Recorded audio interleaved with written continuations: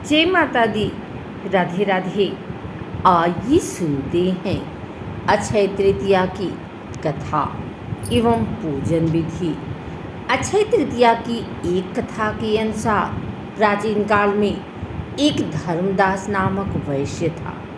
धर्मदास अपने परिवार के साथ एक छोटे से गांव में रहता था। वह बहुत ही गरीब था।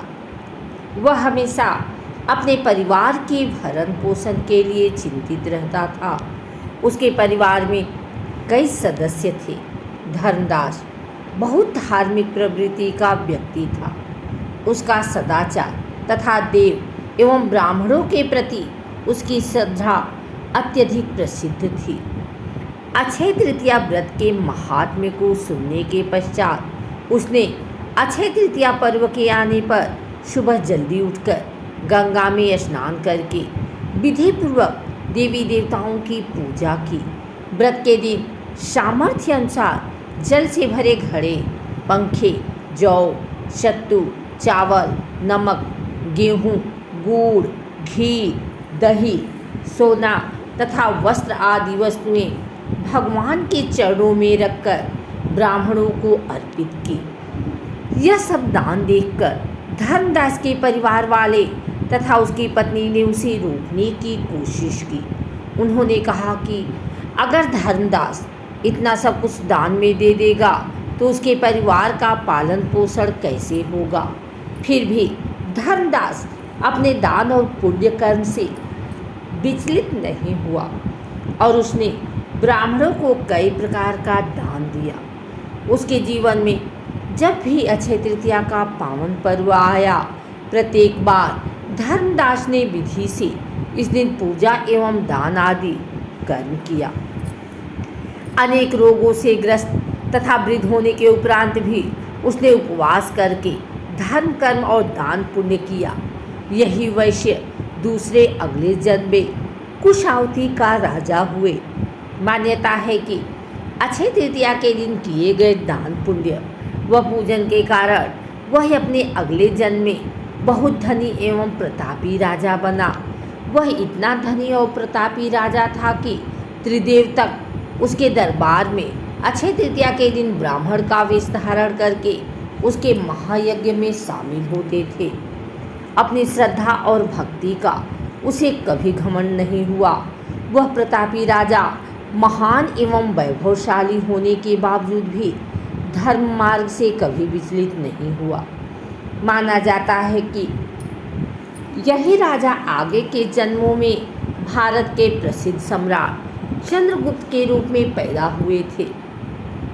जैसे भगवान ने धर्मदास पर अपनी कृपा की, वैसे ही जो भी व्यक्ति इस अक्षय तृतीया की कथा का महत्व सुनता है और विधि विधान से पूजा एवं दान आदि करता है, उसे अक्षय पुण्य एवं यश की प्राप्ति होती है। अक्षय तृतीया को हिंदू धर्म की मान्यताओं के अनुसार सबसे शुभ तिथि माना जाता है और इस दिन कोई भी शुभ कार्य बिना पंचांग देखे और बिना मुहूर्त निकाले किया जा सकता है। लेकिन क्या आप जानते हैं अक्षय तृतीया को क्यों इतना शुभ माना जाता है? इसको लेकर हिंदू धर्म में कई पौराणिक मान्यताएं चली आ रही हैं। इसे युगादि तिथि भी माना जाता है। कहते हैं कि इस दिन ही त्रेता युग का आरंभ हुआ और भगवान परशुराम का अवतार भी इस दिन हुआ था और भी कई शुभ पौराणिक घटनाएं इस दिन हुई थी। इस संबंध में आज हम आपको ऐसी कहानियों के बारे में बताने जा रहे हैं। पौराणिक मान्यताओं के अनुसार अक्षय तृतीया के दिन ही भगवान श्री हरि के छठे अवतार परशुराम जी का प्राकट्य हुआ था। ब्राह्मण होते हुए इस स्वभाव से काफ़ी आक्रामक और गुस्से वाले माने जाते हैं। इनके अंदर ब्राह्मण होते हुए भी क्षत्रियों वाले गुण थे। कहते हैं कि जिस दिन सुदामा अपने मित्र भगवान कृष्ण से मिलने गए थे, उस दिन अक्षय तृतीया तिथि थी। सुदामा के पास कृष्ण को भेंट करने के लिए चावल के मात्र कुछ मुट्ठी भर दाने ही थे, जिन्हें उन्होंने श्री कृष्ण के चरणों में अर्पित कर दिया। उनके इस भाव के कारण कान्हा ने उनकी झोपड़ी को महल में बदल दिया। इस तरह सुदामा जी को भी इस दिन अक्षय निधि की प्राप्ति हुई थी। कथाओं के अनुसार अक्षय तृतीया पर ही युधिष्ठिर को कृष्ण जी ने अक्षय पात्र दिया था। इस पात्र की यह विशेषता थी कि इसका भोजन कभी समाप्त नहीं होता था। इसी पात्र की सहायता से युधिष्ठिर अपने राज्य के भूखे और गरीब लोगों को भोजन उपलब्ध कराते थे। भविष्य पुराण में अक्षय पात्र का संबंध मनुष्य के दान धर्म से बताया गया है। अक्षय तृतीया के दिन से ही महर्षि वेदव्यास जी ने महाभारत की कथा को सुनाना आरंभ किया था और गणेश जी ने इस कथा को लिखना आरंभ किया था। इसी वजह से कहा जाता है कि महाभारत का युद्ध भी अक्षय है, जिसके कुछ उदाहरण आज भी कहीं कहीं देखने को मिल जाते हैं। भविष्य पुराण में बताया गया है कि अक्षय तृतीया को युगादि तिथि कहा जाता है। दरअसल इसी दिन से त्रेता युग का आरंभ माना जाता है, इसलिए इस दिन को शुभ कार्यों के लिए सबसे शुभ मुहूर्त के तौर पर देखा जाता है। मान्यता है कि अक्षय तृतीया के दिन हम जो भी कार्य करते हैं उसमें हमें अच्छे फल की प्राप्ति होती है और वह पुण्य कभी समाप्त नहीं होता है। महाभारत में द्रौपदी के चीरहरण की घटना सर्वाधिक चर्चित मानी जाती है। पौराणिक मान्यताओं के अनुसार उस दिन भी अक्षय तृतीया ही थी जब पांडवों ने कौरवों के साथ जुए के खेल में द्रौपदी को ही दांव पर लगा दिया था।